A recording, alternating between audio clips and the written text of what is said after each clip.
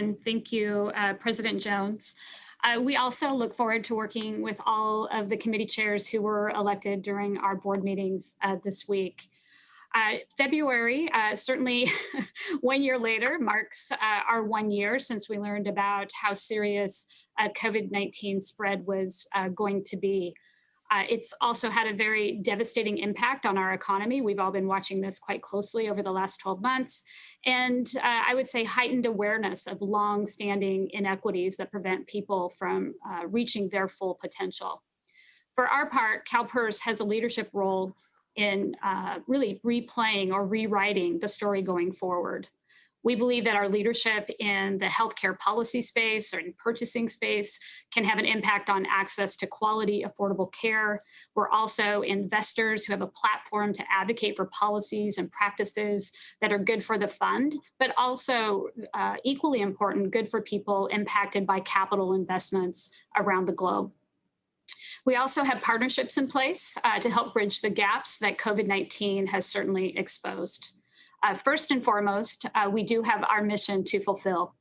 We'll remain resilient, and I think we've been proving that over the last 12 months, and we'll also be adaptive to do what it takes to deliver on that mission of delivering service to our almost 2 million members, to protect our employees, to keep them safe, and ensuring access to healthcare for all of our members and their families.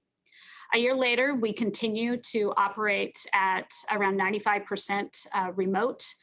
The team was working very well together. Our customer service performance is good, and the satisfaction rating from our customers remains high at just over 90%. Our benefit payments are being processed in a timely manner, meeting our target goal of 95%. We can always do better, though. That's certainly something that we look at. We don't rest on great performance or good performance. We do look for ways that we can continually improve. And one area we have been concentrating on more recently is in our customer contact center, where the call wait times have been sometimes higher than either we or our members would like. And especially, this is primarily occurring on Mondays when we typically do receive a higher call volume following the weekend. To address this particular issue, we are adjusting team member schedules and moving vacant positions from elsewhere in the organization to the call center to help stabilize wait times on a consistent basis. The strategy is proving successful. It will take us some time to get the new positions filled, but those processes are also underway. But wait times have been reduced by half over the last month, while service levels are continuing to improve. As part of the state's efforts also on COVID-19, the governor's office did reach out to us and requested the help of Marta Green, who is the chief of our health plan research and administrative division. Marta is now temporarily working with the government operations agency to help lead key parts of the state's COVID-19 vaccine distribution. I think the governor's office has been supportive and is appreciative that we're willing to loan her out. And, you know, to us who've seen her talent in the board meeting and certainly within CalPERS, we know that she's got the expertise to really help make this successful.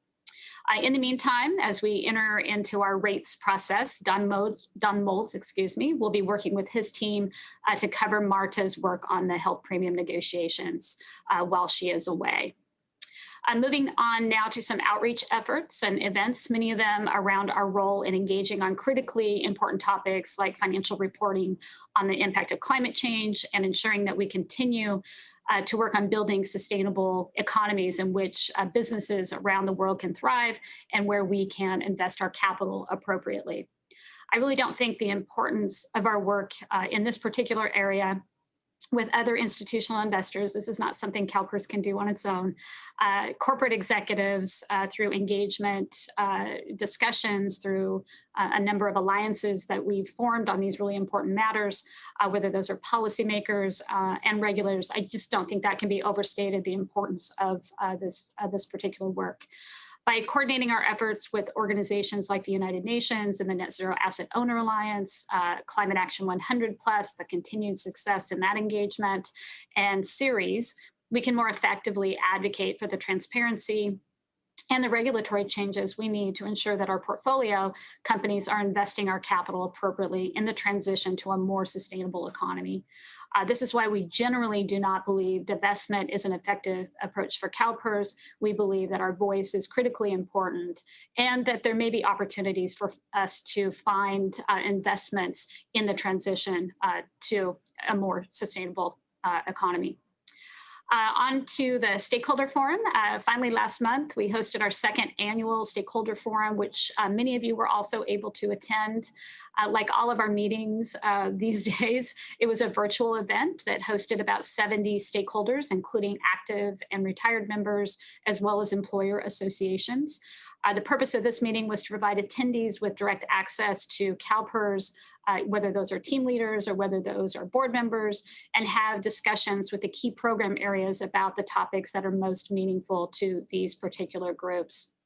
In addition to those who actually participated in the virtual platform, there were another approximately 350 members of the public watching throughout the day via the board webcast. The feedback that we received from the event was very good overall, with more than 80% of the attendees indicating that the event was beneficial and that they would participate again. We do hope that next year we can do the Stakeholder Forum in person here at CalPERS, but I think that we have been able to really prove that if the case were to arise where we would be unable to provide that in person, we would certainly pivot back to the virtual platform. Just a quick March board meeting preview coming up in those meetings. We'll spend time getting an update on our corporate governance activities and reviewing the investment portfolio and the asset allocation for our long-term care plan. We'll also get an overview of the open enrollment results and receive our annual diversity and inclusion report.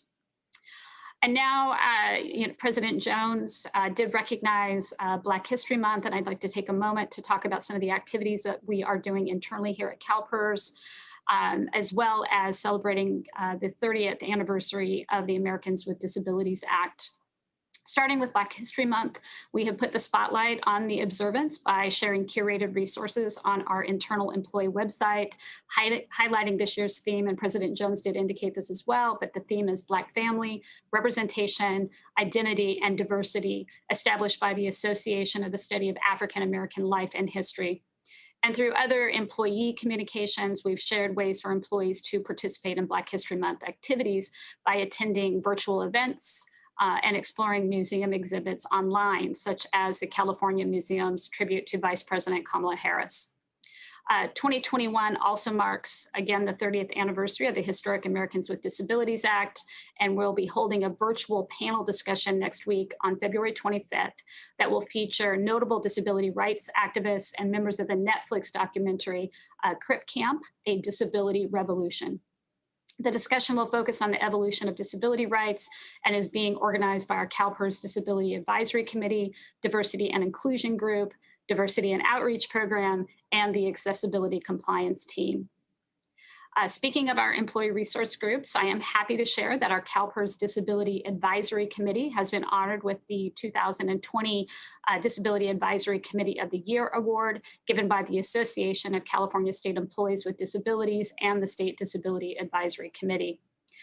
This all-volunteer committee has more than 200 members around CalPERS and conducts monthly meetings with an average attendance of about 70.